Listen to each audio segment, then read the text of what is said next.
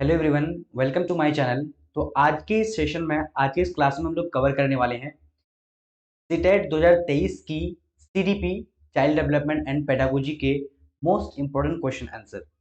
ऐसा आपके एक बार भी एग्जाम नहीं हुआ है जो कि पेपर में ये सारे प्रश्न नहीं आते हैं। तो आज मैं आप लोग के सामने में लेकर आया हूं जो कि आपके पेपर में जो है आने वाला प्रश्न है, वो सारे प्रश्नों को कवर करेंगे। इसलिए आप लोगों को फटाफट से जो है ज्वाइन हो जाना है और ये पूरी तरीके से जो है कंप्लीट क्लास कर लेने हैं। और लास्ट में मैं आपको इसका पीडीएफ भी प्रोवाइड कर दूंगा। एसएस एकेडमी टेलीग्राम चैनल पे आप लोग ज्वाइन हो जाइएगा, ठीक है। वहां पर आप लोग जो है प्रैक्टिस के लिए इस पीडीएफ को आप लोग ले सकते हैं, पढ़ सकते हैं। तो चलिए, आज हमारा ये फर्स्ट क्लास है और इसी तरीके से जो हम लोग कंप्लीट जो है एक क्लास को करेंगे, जो कि सीडीपी का, हिंदी का, मैथ्स और उर्दू का, ठीक है। तो सभी सब्जेक्ट के लगभग लगभग मैं तैयारी कराने वाला हूं, तो आप लोग पूरे तरीके से वीडियो देखेगा, ठीक है। तो चलिए, हम लोग बिना टाइम वेस्ट करते हुए शुरू करते हैं। और मैं आपको यहाँ पर बता दूं कि पीडीएफ के लिए क्या करना है कि एसएस एकेडमी टेलीग्राम में ज्वाइन होकर के इस पीडीएफ को आप लोग पढ़ सकते हैं ले करके, ठीक है। तो सबसे पहला प्रश्न आपके स्क्रीन पर है, कह रहा है कि इनमें से कौन विकास का सिद्धांत नहीं है। तो इनमें से कौन सा ऐसा जो है विकास का सिद्धांत नहीं है। ऑप्शन में है विकास एक धारणीय और एक आयामी होता है। तो देखिए, हमको यहाँ पर क्या पूछा गया है, विकास का सिद्धांत नहीं है, मतलब क्या पूछा है, गलत आंसर पूछा है। गलत आंसर कौन सा होगा।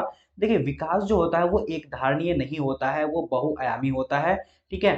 जैसे अगर हम लोग एक जो है विकास क्या होता है, डेवलपमेंट जो होती है वो सबका अलग अलग तरीके से होता है। सो इसीलिए एक धारणीय नहीं होता है, किसी का जल्दी से ग्रोथ हो जाता है, किसी का जो है धीरे धीरे ग्रोथ होता है। तो ये एक धारणीय नहीं होता है, वो अलग अलग धारणीय होता है। और एक आयामी नहीं होता है, वो बहुआयामी होता है। सो ये क्या होगा, ये स्टेटमेंट बिल्कुल सही है इस क्वेश्चन के हिसाब से, क्योंकि हमको यहाँ पर गलत आंसर मैंने ढूंढने के लिए बोला है।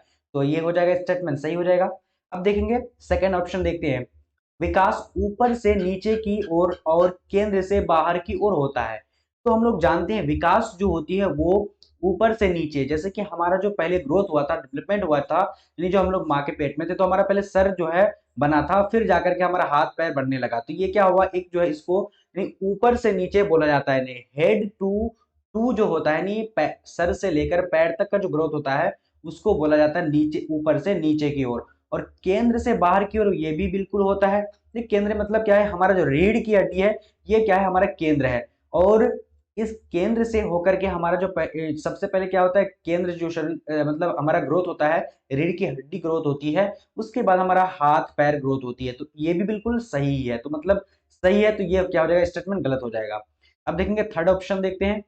विकास अनुवांशिक और संप्रेषण से प्रभावित होता है। तो ये भी स्टेटमेंट बिल्कुल सही है, ठीक है। विकास जो है ये अनुवांशिक, नर्चर और यानी नेचर का, दोनों का डिबेट है, यानी इससे प्रभावित होता है, मतलब ये स्टेटमेंट सही है। तो ये भी क्या हो जाएगा, गलत हो जाएगा। और फोर्थ स्टेटमेंट देखते हैं।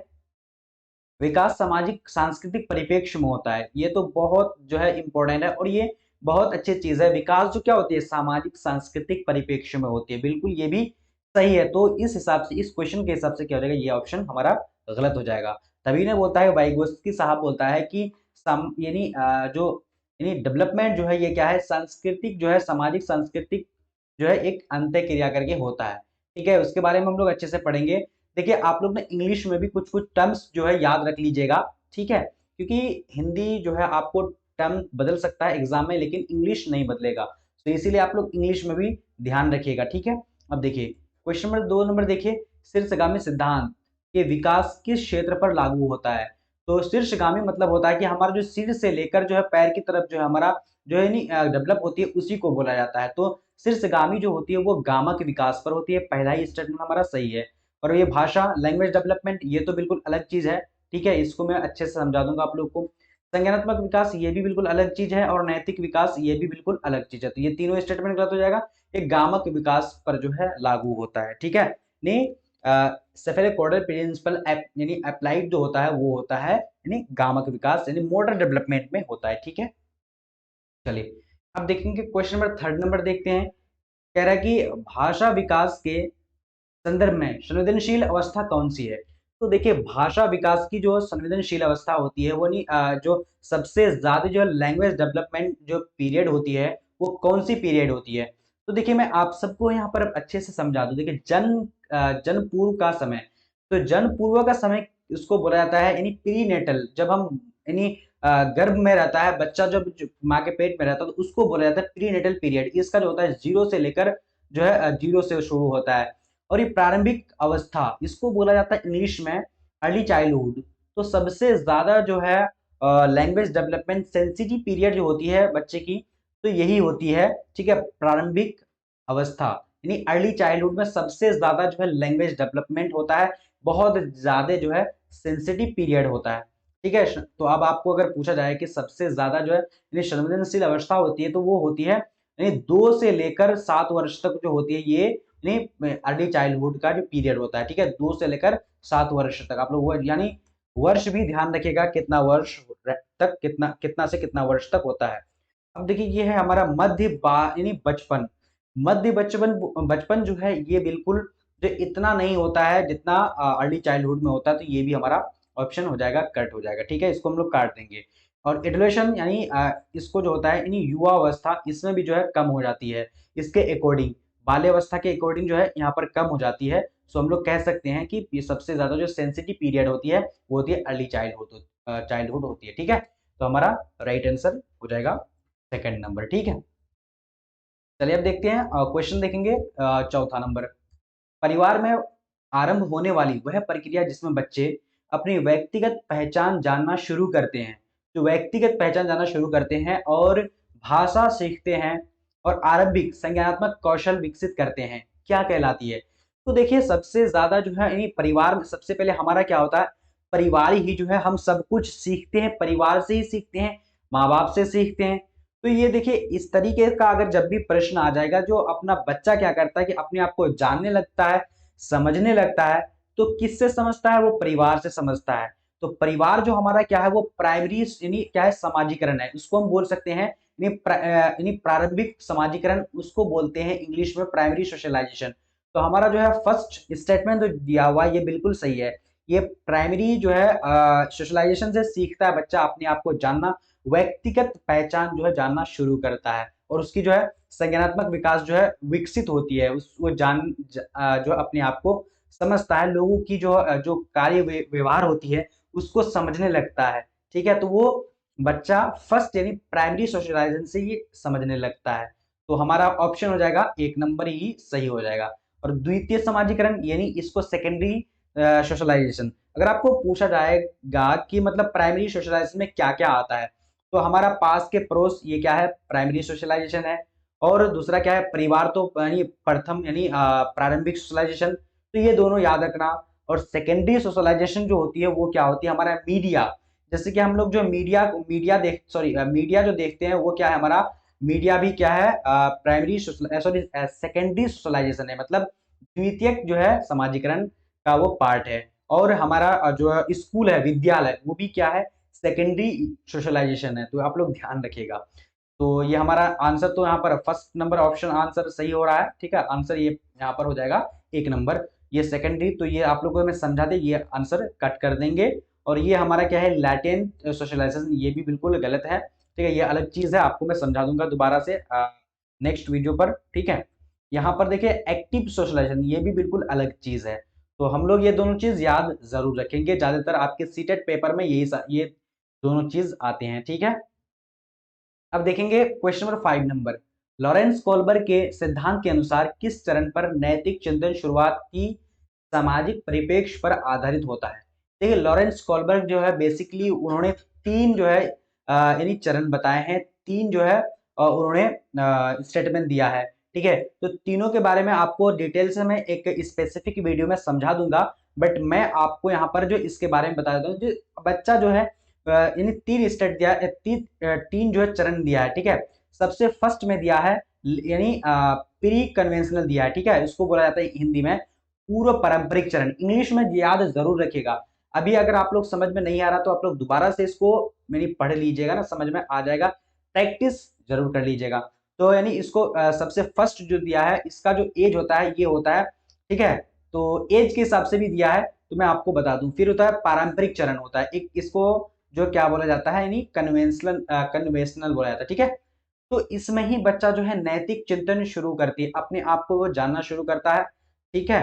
तो इसी में यानी कन्वेंशनल में जो स्टेज, ये स्टेज में ही जो है शुरू करता है वो, इसी पारंपरिक चरण में जो अपने आप का जो है नैतिक चिंतन शुरू होती है, बच्चे अब अपने आप में सोचने लगता है, वो दूसरे से मतलब जानने पहचानने लगता है। तो यहाँ हो जाएगा सेकंड ऑप्शन जो है हमारा सही है, ठीक है। और यहाँ पर तीसरा स्टेटमेंट को देख लेते हैं, क्या उत्तर पारंपरिक। तो पोस्ट कन्वेंशनल ये सबसे जो है लास्ट वाला उसका स्टेज दिया हुआ है, तो इस स्टेज के बारे में डिटेल से मैं आपको इसका वीडियो बना दूंगा, आप लोग पढ़ लीजिएगा, ठीक है। तो इसका भी जो होता है, इसमें जो है क्या होता है कि मतलब बड़ा होने के बाद ही जो है बच्चा मतलब क्या करता है, इसको समझता है। लेकिन जो नैतिक जो चिंतन आती है शुरुआती क्षण में होती है, उसकी कन्वेंशनल में होती है, ठीक है। अब देखिए यहाँ है दुरस्त पारंपरिक चरण, तो ये तो है लेट कन्वेंशनल, ये तो उसका दिया हुआ नहीं है, तो इसमें तो बिल्कुल यही गलत है। तो हमारा फर्स्ट जो है स्टेटमेंट, सॉरी सेकंड स्टेटमेंट क्या है, सही है, ठीक है। तो कन्वेंशनल में नैतिक चिंतन आती है बच्चों की, ठीक है, फॉरवर्ड के अनुसार। अब देखेंगे 6 नंबर, देखिए क्या बोला जा रहा है। प्याजे के सैद्धांतिक दृष्टिकोण से नई सूचनाओं को अपने मौजूदा ज्ञान में शामिल करने को क्या कहते हैं। देखिए कोई भी बच्चा जो है प्याजे के अनुसार जो अपना जो, जैसे कि अब मैं उदाहरण देता हूं उसका, कि हाँ ऑप्शन पहले देख लेते हैं, उसके बाद मैं समझाऊंगा। समायोजन, समायोजन को बोला जाता है एकोमोडेशन, ठीक है। अब देखिए एकोमोडेशन किसको कहते हैं, सबसे पहले मैं बता दूं कि एकोमोडेशन किसको कहेंगे। जैसे कि हम आज क्या देखे, एक साइकिल देखे, सॉरी एक हम क्या देखे, बिल्ली देखे, ठीक है। तो बिल्ली देखा मैंने आज रास्ते में, यानी बच्चों ने बिल्ली देखा, ठीक है। अब मान लिए वो क्या देखा, बिल्ली के बदले में एक क्या देख लिया कि घोड़ा देख लिया, ठीक है। अब देख रहा है कि बिल्ली का भी क्या है, दो कान है, एक नाक है, उसके बाद जो दो आंख है और पूंछ है, ठीक है। और वो क्या करती है, म्याऊ म्याऊ करती है। फिर वो घोड़ा जब देखा तो घोड़ा को बोल रहा है, क्या बोल रहा है कि ये बड़ा बिल्ली, सॉरी ये क्या है, मतलब ये नहीं क्या है बोलता है, वो डायरेक्टली बोलता है कि ये घोड़ा है, मतलब ये घोड़ा है। तो उन्होंने क्या किया कि जब बिल्ली को देखा तो उनका समझ में आ गई और उसको हम इन्हें समझा दिए कि ये क्या है, घोड़ा है। तो ये क्या करता है, बिल्ली को देख करके ये बिल्ली नहीं बोलते हुए ये क्या बोल दिया, घोड़ा बोल दिया। मतलब यह क्या किया कि अपना जो ज्ञान को पूर्व जो पहले से वो जानता था कि बिल्ली है, ठीक है, लेकिन वो चेंज कर दिया, बिल्कुल ये तबादला कर दिया, बदलाव कर दिया, यानी बोला कि घोड़ा है। तो इसका मतलब कि वहां पर क्या होगा, एक्कोमोडेशन हो जाएगा, ठीक है। और वहीं पर अगर अब देखिए हाँ, तो वही उसको एक्कोमोडेशन कहते हैं। तो ये स्टेटमेंट क्या हो जाएगा हमारा यहाँ पर गलत हो जाएगा क्वेश्चन के हिसाब से।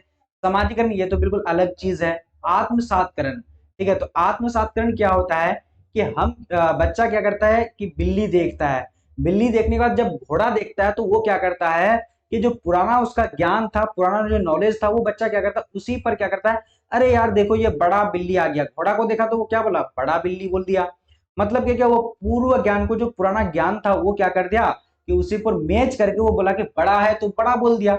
तो मतलब यहाँ बदलाव नहीं किया, तो इसका मतलब कि क्या, आत्मसातकरण उसको बोला जाता है। तो यहाँ पर क्वेश्चन वही है, नई सूचनाओं को अपने मौजूदा ज्ञान में शामिल करने की अवस्था को क्या कहते हैं, तो आत्मसातकरण कहते हैं, मतलब एस्टिमेशन कहते हैं। इंग्लिश में आप लोग याद रखिएगा, बिल्कुल सही समझ में आ जाएगा आप लोग को। अगर हिंदी में कई मतलब चेंज भी हो सकता है टर्म्स, लेकिन इंग्लिश नहीं होगा। तो आप लोग ये स्टेटमेंट यहाँ पर सही हो रहा है, बाकी ये सारा जो है क्या होता है तो गलत हो जाए। ऑर्गेनाइजेशन, संगठन, संगठन ये अलग चीज है। जैसे किसी भी चीज हम क्या करते हैं अपने स्कीमा में, अपने स्टोर रखते हैं, उसे वो संगठन बोला जाता है। तो ये तो अलग चीज है, ठीक है, इसको हम लोग क्या करते हैं, इसको काट देते हैं, ठीक है। हमारा आंसर क्या निकल रहा है, आ रही है मतलब एस्टिमुलेशन हो रही है, राइट। चलिए अब क्वेश्चन 7 देखिए, मीना अब अपने शब्दों का प्रयोग करने लगी है। मीना क्या कर रही है, शब्दों का जो प्रयोग करने लगी है, यह समझने लगी है कि शब्द वस्तुओं के प्रतीक है। सब शब्द क्या है, वस्तुओं के प्रतीक है। अब तर्क करने लगी है, अब क्या करें, वो थोड़ा सा सोचने लगी है, परंतु क्या है, संरक्षण वस्तुओं का संरक्षण और क्रमबद्ध नहीं कर पाती है, ठीक है। वस्तुओं को क्या करती है, क्रमबद्ध और संरक्षण नहीं कर पाती है। मीना प्याजे के संज्ञानात्मक विकास किस अवस्था पर है, ठीक है। तो देखिए मीना क्या है, यानी यहाँ पूर्व संक्रियात्मक अवस्था, पूर्व संक्रियात्मक अवस्था जो होती है ये कितना तक होती है, 2 से लेकर 7 तक की अवस्था में होती है, ठीक है। तो इसी अवस्था में क्या करती है कि बच्चा जो है किसी भी चीज को तो मतलब वो क्या करती है, समझने लगती है, लेकिन वो क्या करती है, संरक्षण और क्रमबद्धता नहीं कर पाती है, ठीक है। तो ये प्याजे का स्टेज के बारे में उन्होंने जो स्टेज दिया, इसके बारे में भी अच्छे से समझा दूंगा। ये क्या, अमूर्त संक्रियात्मक, अमूर्त संक्रियात्मक को बोला जाता है फॉर्मल ऑपरेशन। तो फॉर्मल ऑपरेशन ऐसा होता है कि बच्चा जब जो है सब कुछ समझने लगता है और अपने से तर्क करने लगता है, उसमें जो है निगमनात्मक सोच आ जाती है, आगमन विधि समझ में आ जाती है। मतलब इसमें क्या होती है, बच्चा लास्ट स्टेज जो है यही है, बच्चा किसी भी चीज का इमेज बना करके वो क्या करेगा, समझ जाएगा, तर्क करके वो जो है सब कुछ करने लगेगा। जैसे कि मैथमेटिक्स जो है उस टाइम जो है अच्छे से बनाने लग जाएगा फॉर्मल। तो यहाँ पर क्या हो जाएगा, तो ये तो बिल्कुल भी नहीं हो सकता है।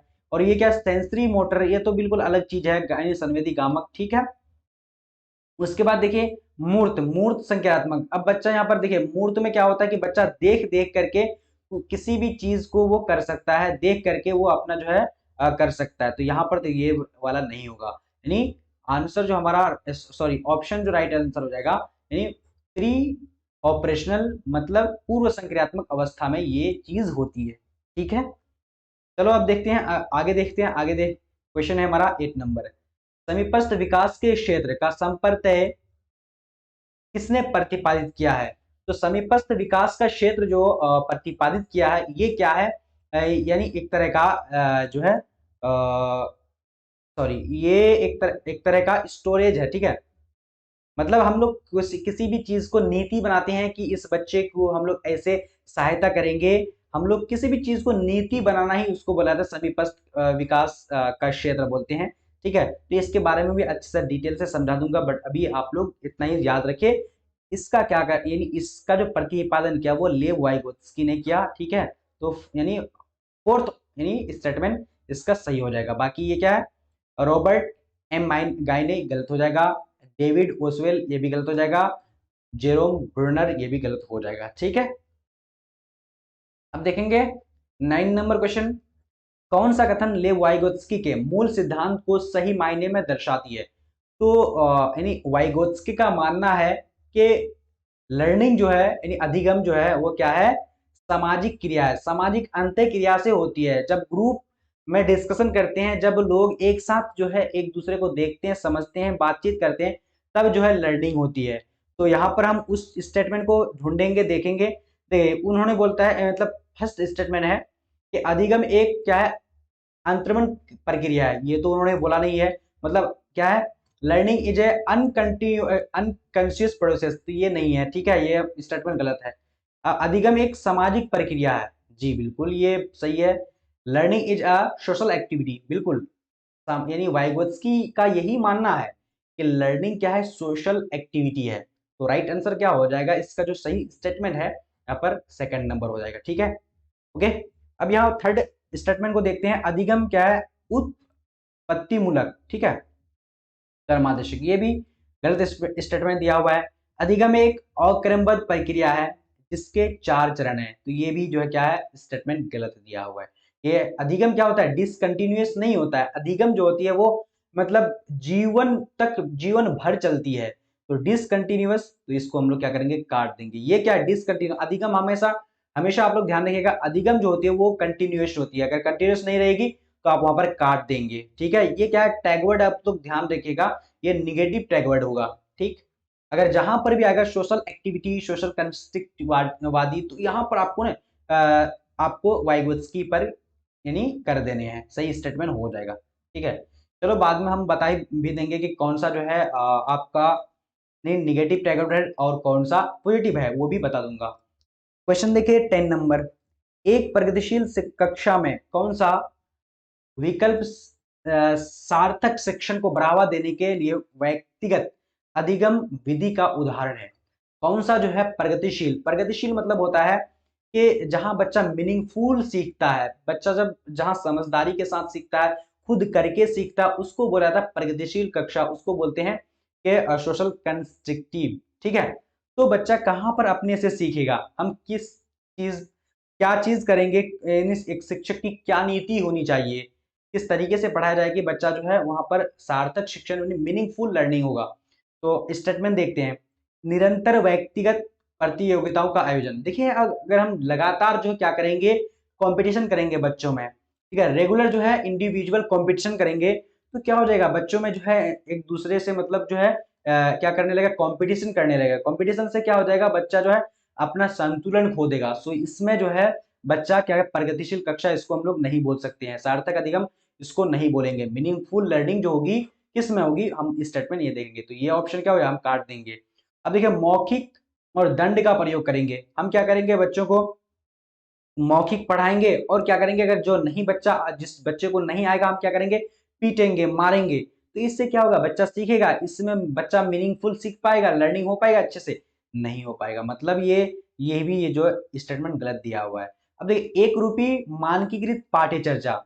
अब क्या करेंगे बच्चे इसमें क्या करेंगे कि स्टैंडर्डाइज बढ़ा देंगे। क्या करेंगे कि बच्चा अगर कोई चीज अगर हम समझाएंगे तो हम क्या करेंगे कि बुक लेंगे और बुक लेने के बाद हम पढ़ा करके उसके बाद बोलेंगे उसको कुछ बोलेंगे, तो ऐसे बच्चा समझ पाएगा, नहीं पाएगा। मतलब ये क्या हो जाएगा, एक तरह का सभी के लिए क्या करेंगे, सबकी समझ को हम लोग अलग अलग तरीके से समझाने की कोशिश करेंगे। पता चला क्या करेंगे, सभी बच्चे का समझ हम लोग ये जानेंगे, सभी बच्चा एक तरह का समझते हैं, हम सबको क्या करेंगे कि एक ही तरह का एकदम पढ़ाते चले जाएंगे। कोई किसी का मतलब जो हम लोग सोचेंगे नहीं कि ये बच्चा समझ रहा है या फिर नहीं समझ रहा है, इसको पूछेंगे।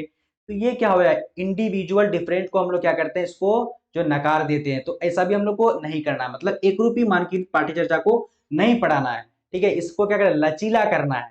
ठीक है, इसको जो है लचीला करना है। तो ये भी स्टेटमेंट क्या है, गलत है। ये एक रूपी मानकीकृत जहां पर आएगा तो ये थोड़ा सा निगेटिव टैगवर्ड होता है, तो आप लोग ये भी ध्यान रखिएगा। ये तो दंड का प्रयोग बिल्कुल निगेटिव टैगवर्ड, कहीं पर भी आएगा काट देंगे इसको। अब देखिए यहाँ पर फोर्थ स्टेटमेंट है, केवल अधिगम का मूल्यांकन के स्थान पर अधिगम के लिए मूल्यांकन।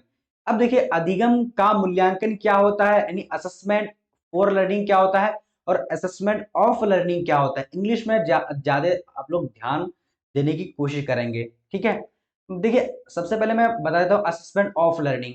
असेसमेंट ऑफ लर्निंग जो क्या होता है, हम क्या करेंगे कि एक बुक ले लेंगे। ठीक है, एक बुक लेने के बाद उस बुक को पढ़ाते जाएंगे, बच्चे को पढ़ाते पढ़ाते हम पूरा बुक खत्म कर देंगे। उसके बाद जो है जब बुक खत्म हो जाएगा तो हम क्या करेंगे, बच्चे का एग्जाम लेंगे। ठीक है, बच्चे क्या करेंगे, एग्जाम लेंगे। तो ये क्या हो जाएगा, हमारा असेसमेंट ऑफ लर्निंग होगा। लेकिन ऐसे हम लोगों को नहीं करना है। अगर ऐसे करेंगे तो बच्चे जो है मीनिंगफुल नहीं सीख पाएगा, बच्चे जो है समझदारी के साथ नहीं सीख पाएगा। हम क्या करेंगे, असेसमेंट फॉर लर्निंग पर फोकस करेंगे। यहाँ पर focusing on assessment for learning. For learning में क्या होता है कि जैसे हम कोई चैप्टर को पढ़ाते हैं तो चैप्टर को पढ़ाते पढ़ाते उसमें हम क्या करेंगे, बच्चे को सवाल पूछते जाएंगे, कुछ क्वेश्चन करेंगे कि बच्चा आपको ये आता है, या फिर बच्चे आप लोगों को ये आता है। मतलब हम लोग क्या करेंगे, पढ़ाने के दौरान जो है हम जो चीज उसको पूछेंगे, जो चीज हम उसको समझाएंगे बताएंगे, तो वो क्या होती है कि असेसमेंट फॉर लर्निंग। मतलब पढ़ाई के दौरान जो हम करते हैं तो उसको असेसमेंट फॉर लर्निंग कहेंगे। और जब एंड में यानी आखिरी में जो है, यानी साल के आखिरी में या फिर बुक जो पढ़ाने के बाद आखिरी में अगर करेंगे तो बच्चा उसको हम लोग क्या कहेंगे, असेसमेंट ऑफ लर्निंग कहेंगे। तो अब आपको समझ में आ ही रही होगी। ठीक है, चलिए इसके बारे में भी यानी असेसमेंट के बारे में भी आपको अच्छे से समझा दूंगा एक स्पेसिफिक वीडियो पर। अब देखेंगे क्वेश्चन 11। देखिए 11 नंबर क्वेश्चन क्या कह रहा है, निम्न में से कौन सा विकास सिद्धांत इस बात का समर्थन करता है कि बच्चे संज्ञानात्मक विकास सांकेतिक भाषा का विकास का पूर्वगामी है।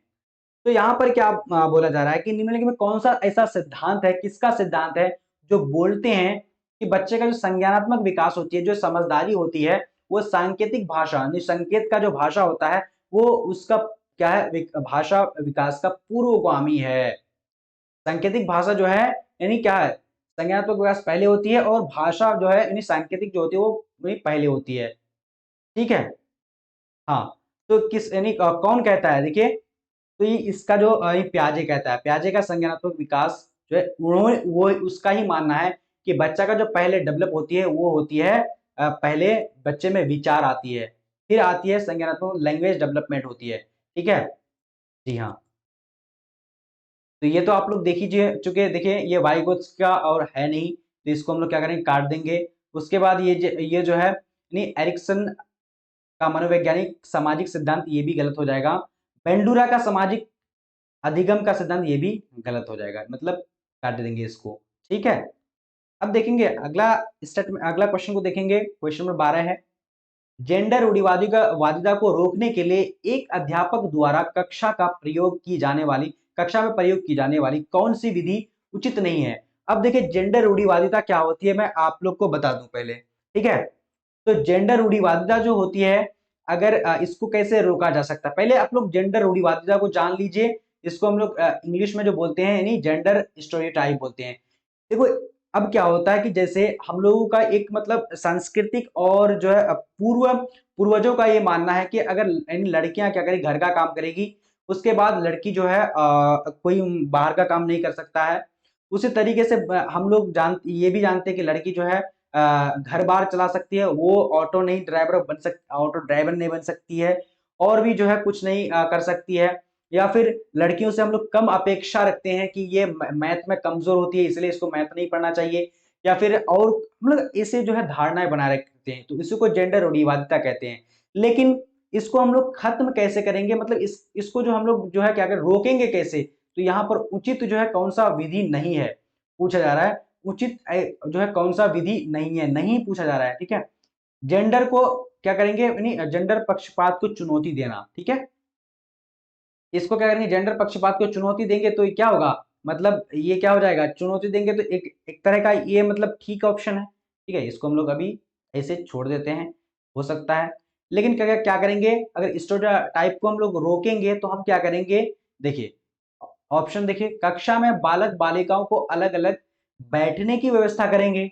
अरे यार, यही तो सबसे बड़ा चीज है कि अगर हम क्या करेंगे, कोई लड़का है लड़की है, अगर हम लोग क्या करें, इसको अलग अलग बैठाएंगे, तो हम लोग कहां पर स्टेरियोटाइप को रोक रहे हैं, हम लोग क्या कर रहे हैं, बढ़ावा दे रहे हैं। तो अब हमको ये तो क्या हो, बढ़ावा मतलब ये रोकेंगे नहीं, रोक नहीं रहे हैं, हम क्या कर रहे हैं, बढ़ावा दे रहे हैं। हालांकि लड़का और लड़की को एक जगह बैठाना चाहिए, लेकिन हम लोग क्या कर रहे हैं, मतलब उसको अलग अलग कर रहे हैं। तो ये सबसे ज्यादा जो उचित नहीं है हमारा, ठीक है। तो ये बिल्कुल स्टेटमेंट बिल्कुल सही आ रहा है, ठीक है। ठीक है, ये स्टेटमेंट बिल्कुल भी सही है, ठीक है, क्योंकि यहाँ पर पूछा रहा नहीं है, पूछा गया है कौन सा उचित नहीं है, रोकने के लिए कौन सा उचित नहीं है, तो यही वाला। हम लोग अलग अलग करेंगे तो अब लड़का लड़के अलग रहेगा, इससे क्या होगा कि एक दूसरे को देख के जलेगा, तो ये क्या होगा, ये स्टेरियोटाइप बढ़ेगी, घटेगी नहीं, ठीक है, रोकेगी नहीं।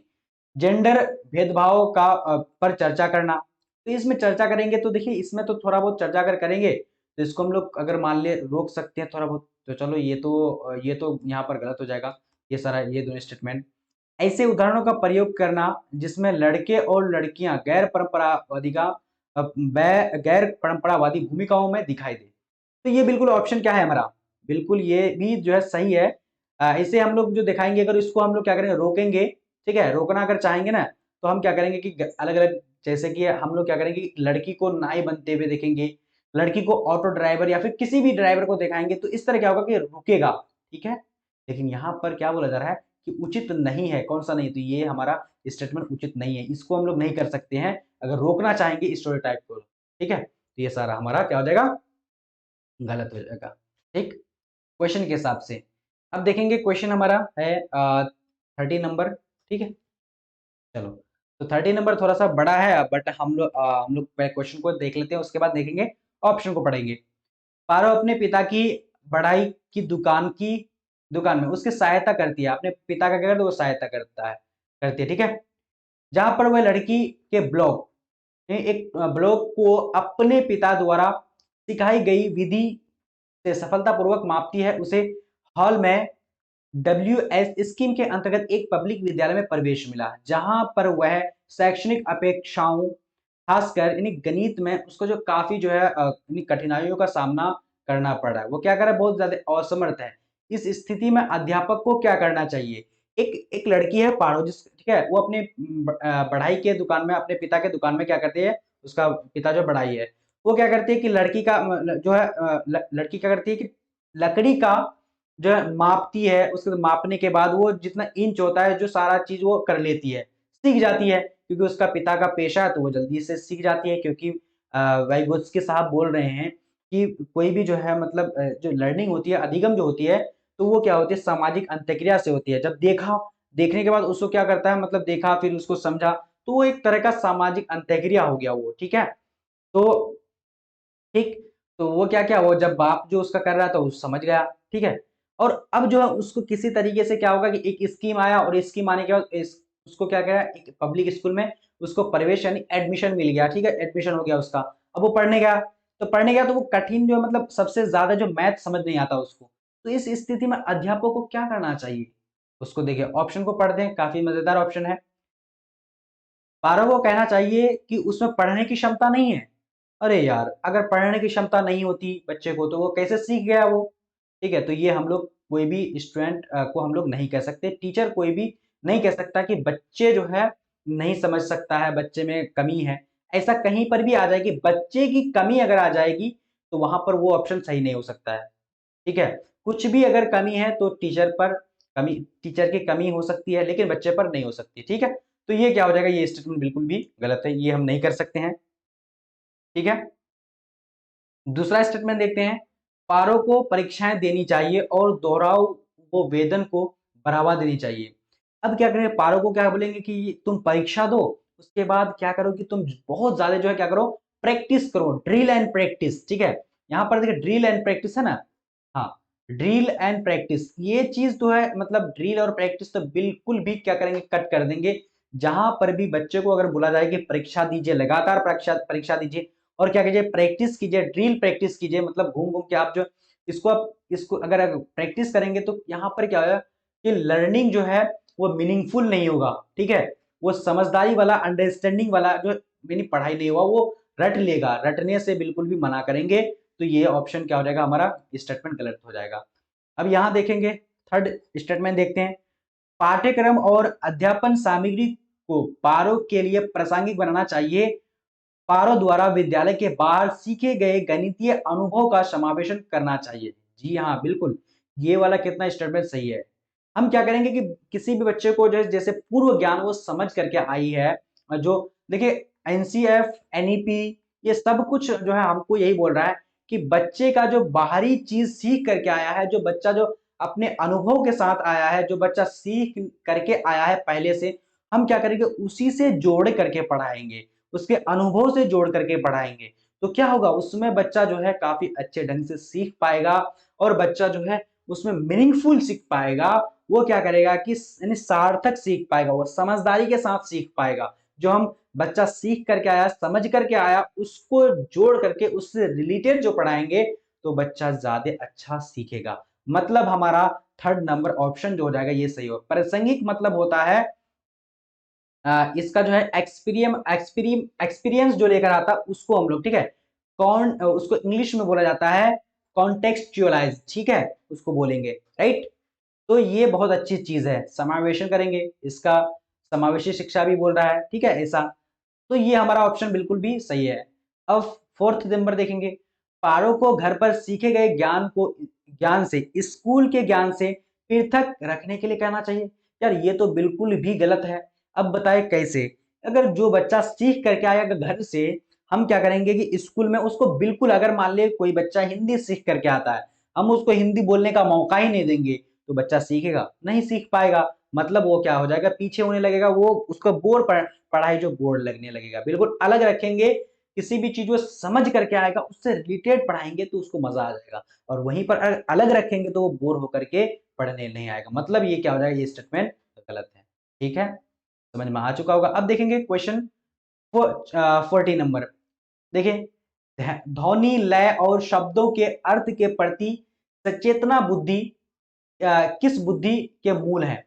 ध्वनि, लय और शब्द का अर्थ जो है मतलब समझ पाता है। ठीक है ना, क्या ध्वनि को समझ पाता है, लय भी समझ लेता है और अर्थ के प्रति जो उसके क्या है, सेंसिटिविटी है। ठीक है, वो बहुत ज्यादा सेंस काम करता है, वो समझ जाता है, तो उसका कौन सा जो है बुद्धि है। क्योंकि बुद्धि का जो है नहीं ये दिया है वो हवर्ड गार्डनर ने दिया है। अब बुद्धि को बताया कि 8 प्रकार का, तो हवर्ड गार्डनर के बारे में जब हम लोग पढ़ेंगे तो आ जाएगा समझ में। लेकिन इस बुद्धि, जब ये तीनों चीज समझ जाता है तो इसको हम लोग बोलते हैं भाषिक बुद्धि बोलते हैं। मतलब क्या बोलते हैं उसको, लिंग्विस्टिक यानी बुद्धि बोलते हैं। ठीक है, जी हाँ, तो इसके बारे में हम लोग समझेंगे। ठीक है, और ये चारों ऑप्शन, ये भी ऑप्शन को देखते हैं कि क्या हुआ है, इंटरपर्सनल। इंटरपर्सनल यानी इसको अंतरावैयक्तिक कर दे, इंटरपर्सनल की इसको बोलेंगे, मैं आपको सॉरी इंट्रापर्सनल। इंट्रापर्सनल जो है वो खुद के बारे में समझ जाता है, तो उसको खुद की जो मतलब जैसे होता है मेरे अंदर क्या होता है, मेरे अंदर क्या कमी है, मेरे अंदर क्या गुण है, वो चीज समझ जाता है, तो उसको इंट्रापर्सनल बोला जाता है। ठीक है, और अंतरवैयक्तिक यानी इंटरपर्सनल, इंटरपर्सनल क्या होती है मैं बता देता हूं आप लोगों को। इंटरपर्सनल जैसे कि ये क्या होती है कि नेता लोगों के इसमें होती है, मतलब बुद्धि में होती है, ठीक है, कि दूसरे की भावना को समझ जाते हैं, दूसरे की बातों को समझ जाता है। तो वो क्या कहते हैं, अरे यार मुझे वोट वोट दे दो, मैं आपको ऐसे कर दूंगा वैसे कर दूंगा। लोगों की जो इच्छाएं होती है उन सभी इच्छाओं को उनके सामने प्रकट करता है, उनके सामने में बोलता है, ताकि क्या करे, दूसरे को भावनाओं को के साथ वो यानी खेल ले, और वो एकदम जो भी हो जैसे भी बोलता है एकदम उनकी भावनाओं में आ जाए, समझ जाए उसको, तो उसको इंटरपर्सनल बोलते हैं। मतलब इंटरपर्सनल जो है नेता लोगों का जो है ये उन लोग समझ जाता है, नेता का हो गया, तो एक टीचर भी जो है इंटरपर्सनल समझ जाता है एक स्टूडेंट का, ठीक है, तो उसको इंटरपर्सनल बोला जाता है। और इंट्रा तो अपने खुद के बारे में हम जानते हैं जितना, उसको बोलते हैं। और भाषिक जो है जैसे ध्वनि हो गया, लय, उसके बाद ये क्या है कि शब्दों को हम लोग जान लेते हैं, ठीक है, तो इसको बोला जाता है भाषिक। और स्थानिक, स्थानिक जो होती है, स्पेशल स्पेशल जो होती है, ये होती है एक इंजीनियर को होता है, ठीक है। इंजीनियर जो है क्या करते हैं कि स्पेशल जो है वो समझ जाता है कि अगर मान ले इतना जमीन जमीन है, तो इतना जमीन में कितना घर बनेगा, कहाँ पर क्या क्या बनेगा, वो सब कुछ उसके माइंड में आ जाता है, तो उसको क्या बोलते हैं, स्थानिक बुद्धि बोलते हैं, राइट। तो चलिए इसके बारे में हम लोग समझ चुके हैं।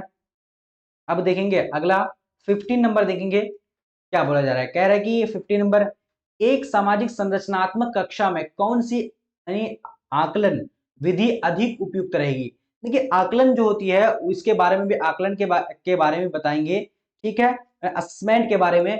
तो सबसे ज्यादा जो है कौन सी जो है सामाजिक संरचनात्मक, यानी बोला जा रहा है कंस्ट्रक्टिविस्ट क्लासरूम जो होती है, वो सबसे अधिक कौन सा होगा, सबसे अच्छा, मतलब मीनिंगफुल लर्निंग कहां पर होगी, यहां पर बोला जा रहा है। क्योंकि अगर आपको पूछा जाए कि यानी सामाजिक संरचनात्मक कक्षा क्या होती है, जैसे जहां बच्चे जो है एक दूसरे के साथ जो है कनेक्ट करके पढ़ते हैं, दूसरे के साथ जो सहयोगी के साथ पढ़ते हैं, दूसरे के साथ डिस्कशन करके पढ़ते हैं, दूसरे के एक दूसरे बच्चों के साथ जो बातचीत करके पढ़ते हैं, तो उसी को बोला जाता है यानी सामाजिक संरचनात्मक कक्षा, कक्ष। उसको हम लोग जो है, मतलब बच्चा उसमें क्या रहता है कि बच्चा एक्टिव रहता है।